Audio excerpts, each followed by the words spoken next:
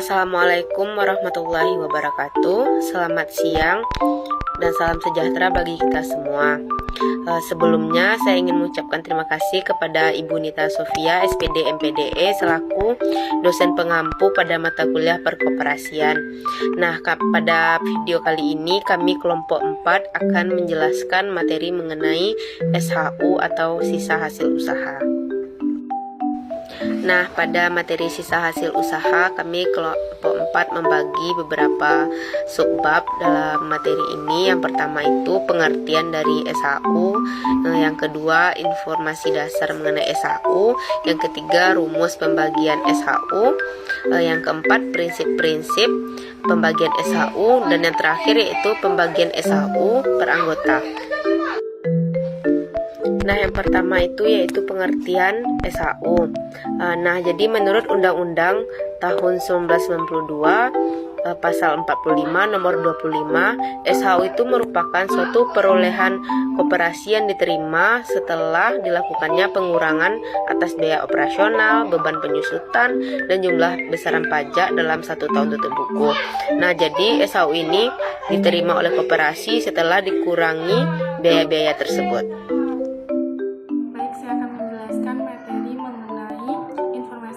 SHU dan rumusan pembagian SHU. Yang pertama yaitu informasi dasar SHU.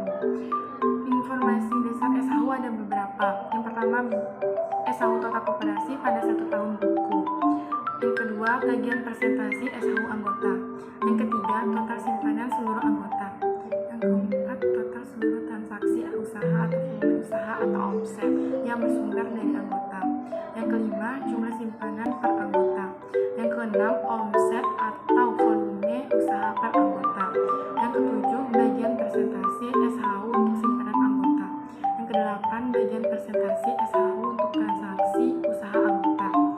Selanjutnya yaitu rumusan pembagian SHU. Adapun rumus untuk pembagian SHU ini yaitu SHU koperasi sama dengan Y ditambah E, di mana SHU koperasi itu adalah sisa hasil usaha anggota, dan untuk Y-nya merupakan SHU koperasi yang dibagi atas aktivitas ekonomi. Untuk X-nya SHU koperasi yang dibagi atas modal usaha. SHU anggota dalam modal matematikanya dapat dihitung dengan cara sebagai berikut. SHU koperasi aktivitas ekonomi sama dengan TA dibagi TK dikali Y. Kalau untuk mencari SHU koperasi modal usaha, SA per SK dikali X. Baik, terima kasih. Di sini saya akan menjelaskan mengenai prinsip-prinsip pembagian sisa hasil usaha. Prinsip yang pertama yaitu sisa hasil usaha berasal dari anggota, yang mana anggota koperasi yang ikut berpartisipasi dalam meningkatkan perekonomian nasional itu terdiri dari masyarakat sekitar, yang mana anggota tersebut yang membentuk konsep atau mekanisme sisa hasil usaha koperasi. Koperasi akan memperoleh sisa hasil usaha. Sisa hasil usaha tersebut terdapat selisih setelah dikurangi dari berbagai dana-dana kebutuhan koperasi. Selisih dari sisa hasil usaha tersebut akan dibagikan kepada setiap anggotanya. Pada dasarnya, sisa hasil usaha berasal dari jasa anggota koperasi itu sendiri, seperti jasa atas partisipasi anggota dan jasa simpan pinjam anggota koperasi dan jasa transaksi anggota lainnya. Kemudian akan dibagikan berdasarkan ketetapan besaran atau persentase anggotanya. Kemudian prinsip yang kedua yaitu sisa hasil usaha berasal dari modal. Total dari keseluruhan semua transaksi yang sudah dianalisis dan diperoleh setelah dijumlahkan dan setelah dikurangi dengan biaya-biaya yang kemudian dibagikan kepada anggotanya. Modal koperasi juga didapatkan dari iuran anggota atau pengurus dan digunakan sebagai biaya koperasi dalam memenuhi kebutuhan unit usahanya. Modal koperasi yang dibentuk dari transaksi jasa anggota yang dinamakan jasa modal, sebagaimana jasa modal tersebut sebagai dana kebutuhan unit koperasi. Dana tersebut mencakup dari dana pendidikan, dana perkoperasian, dana cadangan, dan sebagai dana unit usahanya seperti penjualan kebutuhan sehari-hari. Kemudian prinsip yang ketiga yaitu sisa hasil usaha dibagikan secara langsung, di mana perhitungan hasil sisa hasil usaha berdasarkan pengumpulan dokumen atau pembukuan koperasi dan juga disertakan data-data operasional koperasi lainnya.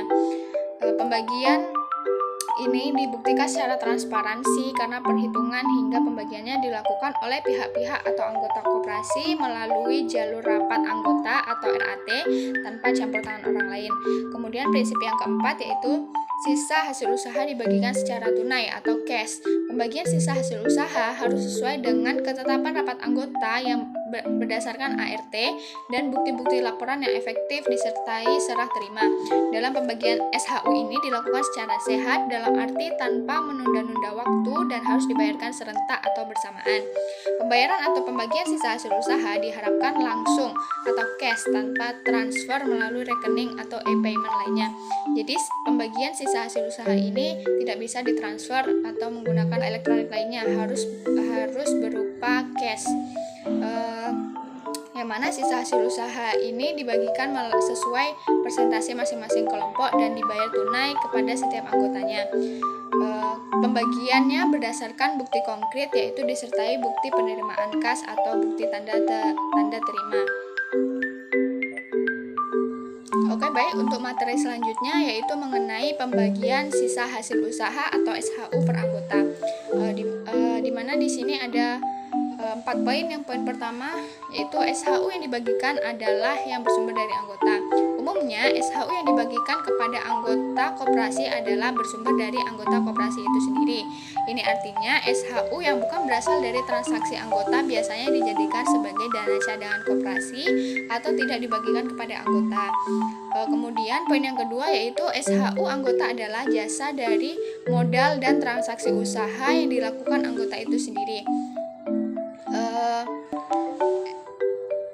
SHU yang diberikan kepada anggota koperasi merupakan bentuk balas jasa yang diberikan koperasi kepada para anggota yang telah mempercayakan dananya atau menginvestasikan modal dan melakukan transaksi kepada koperasi. Kemudian poin yang ketiga yaitu pembagian SHU anggota dilakukan secara transparan. Dalam proses perhitungan dan pembagian SHU hendaknya dilakukan secara transparan dan terbuka.